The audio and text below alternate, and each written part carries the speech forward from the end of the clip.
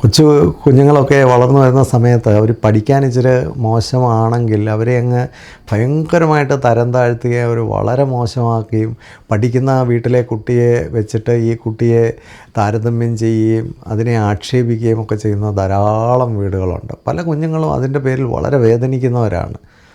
വീട്ടിൽ സന്തോഷവും റെക്കഗ്നീഷനും അംഗീകാരവും സ്നേഹവും ഒക്കെ കിട്ടാതെ വരുമ്പോൾ ഇത്തരം കുട്ടികൾ വഴിതെറ്റുന്നത് വളരെ സ്വാഭാവികമായിരിക്കും. ഇത് എല്ലാ പേരൻസും മനസ്സിലാക്കണം. നാളെ നിങ്ങൾക്ക് കടയിൽ നിന്ന് ഇതൊന്നും തിരിച്ചു വാങ്ങിക്കാനും പറ്റില്ല. ഒരിക്കൽ കുട്ടിയുമായിട്ടുള്ള ബന്ധം നശിപ്പിച്ച് കഴിഞ്ഞാൽ പിന്നെ അത് റിവേഴ്സ് ചെയ്യാൻ പാടാണ്. പല പേരൻസും പറയാറുണ്ട്, അവൻ എൻ്റെ അടുത്ത് സംസാരിക്കാൻ താല്പര്യമില്ല, എൻ്റെ അടുത്ത് വരാൻ ഇഷ്ടമില്ല, ഞങ്ങളോടൊപ്പം അവൻ യാത്ര ചെയ്യാറില്ല.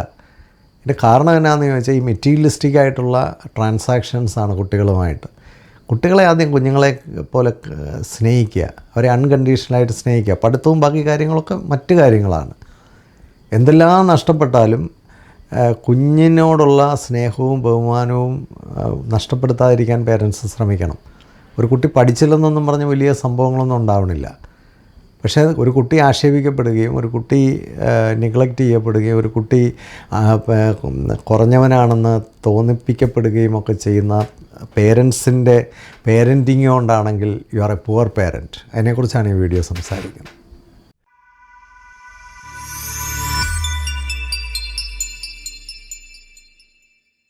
പഠിക്കാനൊരല്പം പുറകോട്ട് നിൽക്കുന്ന കുട്ടികൾ അല്ലെങ്കിൽ പഠനത്തിൽ ഒരല്പം പ്രയാസം അനുഭവിക്കുന്ന കുട്ടികളൊക്കെ വളരെയധികം ആക്ഷേപിക്കപ്പെടുന്നുണ്ടോ ഈ കാലഘട്ടത്തിൽ നിന്നൊരു വലിയ സംശയമുണ്ട്. ഞാൻ പല പേരൻസുമായിട്ട് സംസാരിക്കുമ്പോൾ അവന് പഠിക്കാൻ മാത്രമേ ഉള്ളൂ സാറേ കുഴപ്പം, അവന് ബാക്കി എല്ലാത്തിനും മിടുക്കനാണ് എന്ന് പറയുന്ന ധാരാളം പേരൻസ് ഉണ്ട്.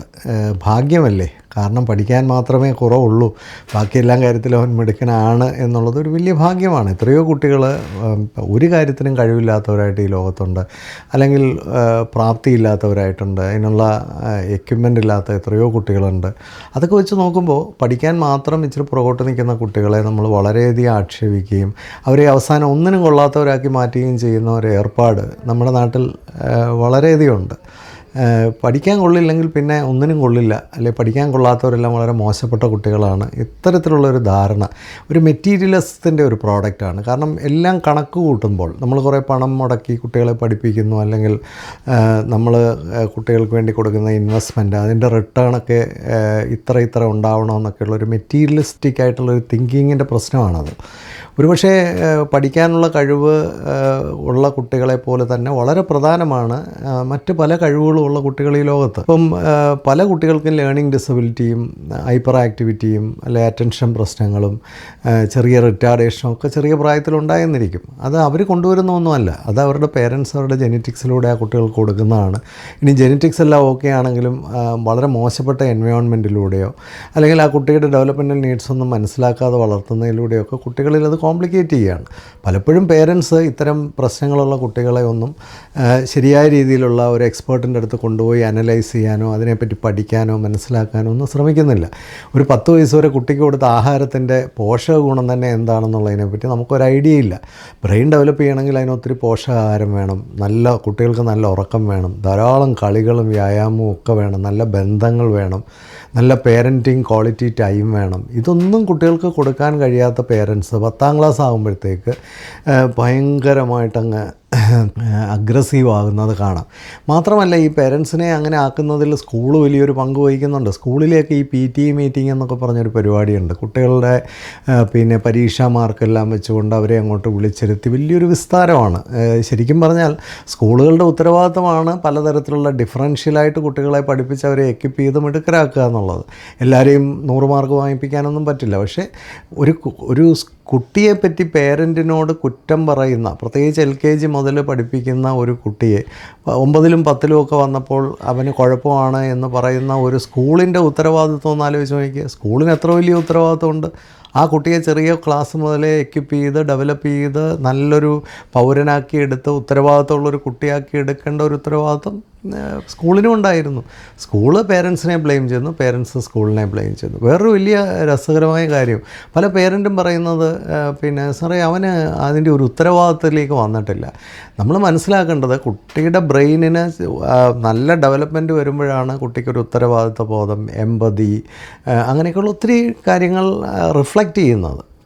നമ്മൾ ഒരു പറയുന്ന കാര്യങ്ങളെല്ലാം അതുപോലെ വേറൊരാൾക്ക് മനസ്സിലാകണമെന്നുണ്ടെങ്കിൽ ആ കുട്ടി അതുപോലെ ഡെവലപ്പാകണം. ആ ഡെവലപ്പ് ആക്കേണ്ട ഉത്തരവാദിത്വം നമ്മുടെയാണ്. ഞാൻ കഴിഞ്ഞ വീഡിയോയിൽ പറഞ്ഞതുപോലെ ഒരു 25% മാത്രമുള്ള ബ്രെയിൻ ഡെവലപ്പ് ചെയ്തൊരു കുട്ടിയാണ് ഒരു മനുഷ്യൻ ഒരമ്മ പ്രസവിക്കുന്നത്. ബാക്കി അതിൻ്റെ ഡെവലപ്മെൻറ്റിൻ്റെ ഉത്തരവാദിത്വം നമുക്കുള്ളതാണ്. നമ്മൾ ആ ഉത്തരവാദിത്വം ഏറ്റെടുക്കാതെ അപ്പോൾ അതിന് അനുയോജ്യമായ ഒരു പോസിറ്റീവ് എൻവയോൺമെൻറ്റൊക്കെ ക്രിയേറ്റ് ചെയ്ത് ആ കുട്ടിയെ വളർത്തേണ്ട വലിയ ഉത്തരവാദിത്വമുണ്ട്. ഇനി നമ്മൾ ഈ കുട്ടിയുടെ കുറവുകളെ ഇങ്ങനെ നിരന്തരമായിട്ട് പറഞ്ഞുകൊണ്ടിരിക്കുമ്പോൾ ഈ കുട്ടി മികവുള്ളതാവുമോ? പണ്ട് കാലത്തൊക്കെ അടിച്ചും പേടിപ്പിച്ചുമൊക്കെ 10ാം ക്ലാസ് വരെയൊക്കെ പല കുട്ടികളെയും ആക്കിയിട്ടുണ്ട്. പക്ഷേ അതിൻ്റെ എല്ലാം പിന്നീട് ആ കുട്ടികളൊക്കെ വലിയ കുഴപ്പത്തിലേക്ക് വന്നിട്ടുണ്ട്. അത്തരം കുട്ടികളാണ് വിവാഹത്തിന് ശേഷമൊക്കെ വലിയ തകരാറിലേക്ക് പോയത്. അപ്പോൾ ഇതൊന്നും അതിനൊരു ശാശ്വത പരിഹാരമല്ല. കുട്ടിക്ക് എന്തെങ്കിലും പ്രോബ്ലംസ് ഉണ്ടെങ്കിൽ ആ പ്രോബ്ലം മനസ്സിലാക്കി അതിന് വേണ്ട എക്യുപ്മെൻറ്റുകൾ കൊടുത്ത് അതിന് ഏതെങ്കിലും എക്സ്പേർട്ടുകളെയൊക്കെ കാണണമെങ്കിൽ കാണിച്ച് അങ്ങനെയൊക്കെ തന്നെയാണ് ഒരു കുട്ടിയെ ഡെവലപ്പ് ചെയ്ത് കൊണ്ടുവരേണ്ടത്. ഇനി 10ൽ വന്നു, കുട്ടി പഠിക്കാൻ വലിയ മികവ് കാണിക്കുന്നില്ല, അവനെ ആശ്വാസമായിട്ടും സന്തോഷമായിട്ടും ഒരു അഭിമാനബോധത്തിലും ഒരു സ്നേഹത്തിലും ഒക്കെ വിട്ടാൽ ആ കുട്ടി ബെറ്ററാവും. കഴിഞ്ഞ വർഷം എൻ്റെ അടുത്തൊരു കുട്ടി വന്നു. സത്യം പറഞ്ഞാൽ ഡിസംബർ വരെ ആ വീട്ടിൽ വലിയ യുദ്ധമായിരുന്നു. ഞാൻ പറഞ്ഞാൽ ആ കുട്ടിക്ക് ഒരു ഫെസിലിറ്റേറ്റ് ചെയ്ത് നല്ലൊരു അന്തരീക്ഷം കൊടു. അവനെ നിങ്ങൾ വിശ്വസിക്കുക, അവനെ നിങ്ങൾ സ്നേഹിക്കുക, അവനെ നിങ്ങൾ അക്സെപ്റ്റ് ചെയ്യും. അവൻ്റെ കുറ്റങ്ങൾ പറയാതെ അവൻ്റെ നല്ല കാര്യങ്ങൾ അവനോട് പറ. പേരൻസ് അവനുമായിട്ട് നല്ല രീതിയിലായപ്പോൾ ആ കുട്ടി തന്നെ വളരെ നല്ല രീതിയിൽ റെസ്പോണ്ട് ചെയ്തു. അവനെ ആശ്വാസകരമായി പരീക്ഷ എഴുതുകയും 10-60% മാർക്ക് വാങ്ങിച്ചാൽ കുട്ടി ജയിക്കുകയും പിന്നീട് അവന് പറ്റുന്ന കോഴ്സ് എടുത്ത് അവൻ തുടർന്ന് പഠിക്കുകയും ചെയ്തു. ഒരു കുഴപ്പമില്ല. ഇപ്പോൾ ആ കുട്ടിയും പേരൻറ്റും വീടും എല്ലാം സമാധാനത്തിലേക്ക് പോയി. ഒരൊറ്റ മകനായിരുന്നു. ആ ഒരൊറ്റ മകൻ്റെ വിദ്യാഭ്യാസത്തിലെ ഒരു കുറവ് കാരണം ആ വീട്ടിലുണ്ടായ ബഹളത്തിന് ചില്ലറ ബഹളമല്ല അവിടെ, മനസ്സിലായില്ല. അപ്പോൾ അതിൻ്റെ ഒരു പ്രധാന കാരണം അവിടെ അമ്മ ഭയങ്കര ആങ്സൈറ്റി ഉള്ള ഒരാളാണ്. നാളെ എന്താവും, 10ാം ക്ലാസ് ജയിക്കുമോ, ഇങ്ങനെയൊക്കെയുള്ള ഭയങ്കര ആദിയും. അപ്പം അവിടെ എക്സാക്ട്ലി അവിടെ ട്രീറ്റ് ചെയ്ത ആരെയാണെന്ന് ചോദിച്ചാൽ അമ്മയാണ്. അവിടെ വോയിസ് ഇല്ല. അപ്പനറിയാം കാര്യങ്ങൾ ഈ ചെയ്യുന്നത്, കുട്ടിയോട് ചെയ്യുന്നത് ശരിയല്ലെന്നറിയാം, പക്ഷേ അവിടെ വോയിസ് ഇല്ല. ആ അമ്മ നേരെ ആയപ്പോൾ ആ വീട് എല്ലാവരും തന്നെ നേരെയായി. ചില വീട്ടിൽ അപ്പന്മാർക്കാണ് ഈ പ്രശ്നം. ഇത് മാതാപിതാക്കൾ മനസ്സിലാക്കേണ്ടത് നിങ്ങളാണ് ഈ കുട്ടിക്കുള്ള എല്ലാ കുറവുകളും കൊടുത്തിട്ടുള്ളത്. അതിനെ ഇനിയും തിരിച്ചു കൊണ്ടുവരണമെങ്കിൽ നിങ്ങളിൽ തന്നെയാണ് മാറ്റങ്ങൾ വരേണ്ടത്. പ്രത്യേകിച്ച് ഇനിയും ഈ വീഡിയോ ഇപ്പോൾ പറയാൻ കാരണം ഒരു ഫൈനൽ ടൈമിലേക്ക് വരികയാണ്. സ്കൂളുകളൊക്കെ വലിയ പ്രഷറൊക്കെ കാണിക്കും. അതനുസരിച്ച് നമ്മൾ നമ്മുടെ കുട്ടികളെ മനസ്സിലാക്കുക. സ്കൂളിനെ സംബന്ധിച്ച് അവരൊരു മാസ് പ്രൊഡക്ഷനിലാണ്. എല്ലാവരെയും കൂടി ഇപ്പോൾ എന്തെങ്കിലുമൊക്കെ ചെയ്ത് കളയാമെന്ന് പറഞ്ഞിട്ടാണ് അവർ നിൽക്കുന്നത്. പക്ഷെ നിങ്ങൾ മൈക്രോ ലെവലിൽ നിങ്ങളുടെ കുട്ടികളെ മനസ്സിലാക്കുക. അവർക്ക് എന്തെങ്കിലും കുറവുകളൊക്കെ ഉണ്ടെങ്കിൽ അഗ്രസ് ചെയ്യരുത്. അഗ്രസ് ചെയ്യുമ്പോൾ എന്ത് സംഭവിക്കുക? അവനൊരു യൂസ്ലെസ് ആണെന്ന് അവന് തോന്നും, അവന് വാണ്ടഡ് അല്ലെന്ന് അവന് തോന്നും, അവൻ്റെ സെൽഫ് കോൺഫിഡൻസ് കുറയും, എസ്റ്റീം കുറയും, റെസ്പെക്റ്റ് കുറയും. അവനൊരു പുവർ സോളായിട്ട് അവസാനിക്കും, ഒന്നിനും കൊള്ളാത്ത ഒരാളായിട്ട് മാറും. എന്തെങ്കിലും ഒരു കഴിവുണ്ടെങ്കിൽ ആ കഴിവിനെയെങ്കിലും പ്രചോദിപ്പിച്ച് അതിന് മിടുക്കനാണെന്ന് അവനെ ബോധ്യപ്പെടുത്തി, അല്ലെ അവളെ മിടുക്കനാണെന്ന് ബോധ്യപ്പെടുത്തി കൊണ്ടുവന്നാൽ ആ കുട്ടി മെച്ചപ്പെടുന്ന ആളെ അവരെന്തെങ്കിലുമൊക്കെ ചെയ്ത് ജീവിച്ചോളൂ. ഞാനിനി ഒരു കാര്യം കൂടെ പറയാം. ഇപ്പം കണക്കിന് മിടുക്കരായിട്ടുള്ളവരായിരുന്നു ഈ കാലം അത്രയും ലോകത്തെ നിയന്ത്രിച്ചത്. അപ്പോൾ ഇനിയും കണക്കിന് മിടുക്കരായിട്ടുള്ളവർ മാത്രം ആയിരിക്കത്തില്ല ലോകത്തെ നിയന്ത്രിക്കുന്നത്. കാരണം കണക്കിൻ്റെ മിടുക്ക് മനുഷ്യനേക്കാളും നന്നായിട്ട് ഇനി മെഷീൻ ചെയ്തോളും.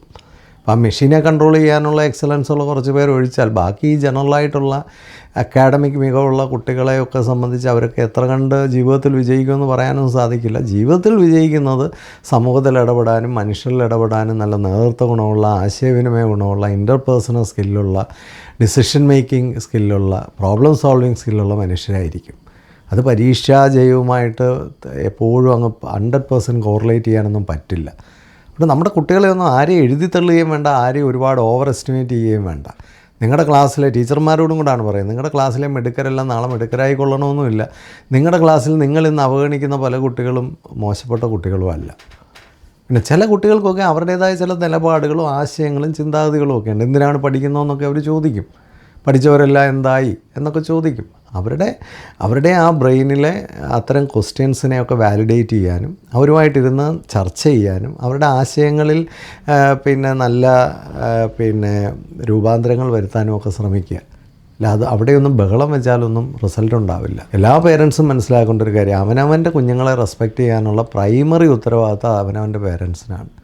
പിന്നെ വീട്ടിൽ റെക്കഗ്നീഷനും റെസ്പെക്റ്റും സപ്പോർട്ടും എൻകറേജ്മെൻറ്റും വാലിഡിറ്റിയും ഒന്നും കിട്ടാത്ത കുട്ടികളാണ് പുറത്ത് കഞ്ചാവിൻ്റെ MDMA ഒക്കെ പുറകിന് പോകുന്നത്. അവർ പുറത്ത് റെക്കഗ്നീഷന് വേണ്ടി അന്വേഷിക്കുക, അവിടെ എല്ലാം ഈസി ആയിട്ട് അത് കിട്ടുകയും ചെയ്യുന്നു എന്ന് കാണുമ്പോൾ അവർ വഴിതെറ്റും. പല കുട്ടികളും മൊബൈൽ ഫോണിൽ നോക്കിയിരിക്കുന്നത് പേരൻറ്റിൻ്റെ അടുത്ത് വരാൻ ഇഷ്ടമില്ലാത്തതുകൊണ്ടാണ്. കാരണം പേരൻറ്റിൻ്റെ അടുത്ത് വന്നാൽ ഉടൻ തന്നെ എല്ലാ മെറ്റീരിയലിസ്റ്റിക് ആയിട്ടുള്ള അല്ലെങ്കിൽ മാർക്കുപരമായിട്ടുള്ള പഠനപരമായിട്ടുള്ള ചർച്ചകൾ മാത്രമാണെങ്കിൽ അവരങ്ങോട്ട് വരില്ല. ഞാൻ എപ്പോഴും പേരൻസിനോട് പറയുന്നൊരു കാര്യമുണ്ട്, ഒരമ്മയുടെ അടുത്ത് വന്ന് കുട്ടികൾ ചുമ്മാതെ കിടന്ന് വർത്തമാനം പറയാൻ താല്പര്യപ്പെടുന്നുണ്ടെങ്കിൽ നിങ്ങൾ നല്ലൊരു അമ്മയാണ്.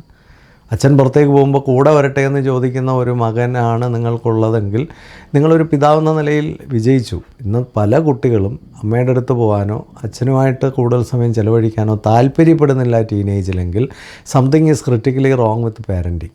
എല്ലാവരും പഠിക്കണം, വലിയ ആളാവണം, ഇതൊന്നും വേണ്ടെന്നല്ല. പക്ഷേ ഇത് മാത്രമാണ് ബിസിനസ്സെങ്കിൽ it's not a family, it's not parenting. അവർ കുഞ്ഞുങ്ങളും അല്ല, അല്ലെ അവരെ കുഞ്ഞുങ്ങളെന്ന നിലയിൽ നമ്മൾ റെസ്പെക്റ്റ് ചെയ്യുന്നില്ല. പെട്ടെന്ന് അവരെ വലുതാക്കാനൊന്നും ശ്രമിക്കണ്ട. പടിപടിയായിട്ട് അവർ മെച്ചുവേർഡായി ഓർഗനൈസ്ഡായി വന്നോളും, അവർ മിടുക്കരായിക്കോളും. അതിൻ്റെ ബേസിക് ഗ്രാമറൊക്കെ ഫാമിലിയിൽ കറക്റ്റാണെന്ന് മാത്രം ഉറപ്പാക്കിയാൽ മതി. എല്ലാവർക്കും ആശംസകൾ നേരുന്നു, നല്ല പുതുവത്സരം നേരുന്നു. എല്ലാ വീടുകളിലും കുഞ്ഞുങ്ങളെ കൊണ്ടും മറ്റും സമാധാനവും സന്തോഷവും ഉണ്ടാകട്ടെ എന്ന് ആത്മാർത്ഥമായി പ്രാർത്ഥിക്കുന്നു. Take care.